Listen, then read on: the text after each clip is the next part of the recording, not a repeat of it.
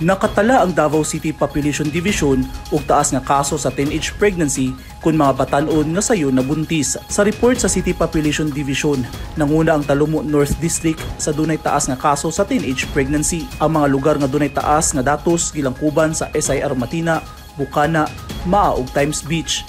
Matod ni Jerilyn Lewis, ang head sa CHO City Population Division nga gawa sa Taluma North District, dagansab ang kaso sa teenage pregnancy sa Marilog ug Pakibato District. Naandan nga kultura ang usa sa mga rason nga sayo maminyo ang mga miyembro sa tribo. Ang teen marriages sa ilaha is also present. Tribally is present. Sa record sa City Population Division, 11 anyos ang natala nga pinakabata nga nabuntis. Busa maski pakusgan karon sa City Population Division ang information and education campaign sa mga eskwelahan aron mapasabot gyud sa kabataan ang negatibong epekto sa sayo nga pagbuntis ngadto sa ilang panglawas ug kaugmaon. Ang isa ka teen pregnant, dako na siya effect sa community.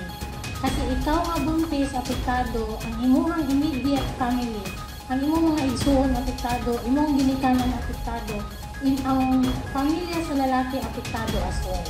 Pero miskin isa anak, dako na siya nga problema. So, ginawaran din nato, ang ginapaningkamutan nato, ang kung pwede, madelay ang pagbuntis sa panahon na ready na ilahang bulsa, ready na ilahang pangisip, o ready na po din ang lawas.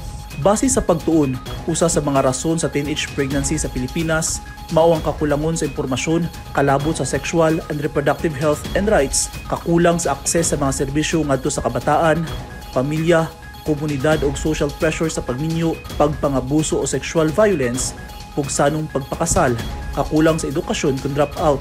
Bisan pa man nga dunay taas nga kaso sa teenage pregnancy ang Davao City, nagpasalamat gihapon ang City Population Division nga sa karon dili na top 1 ang syudad sa entero Davao Region, samlit anaa kini sa ika-4 o ika-5 pwesto. Eugene Hinutan, Newsline Philippines. Stay safe.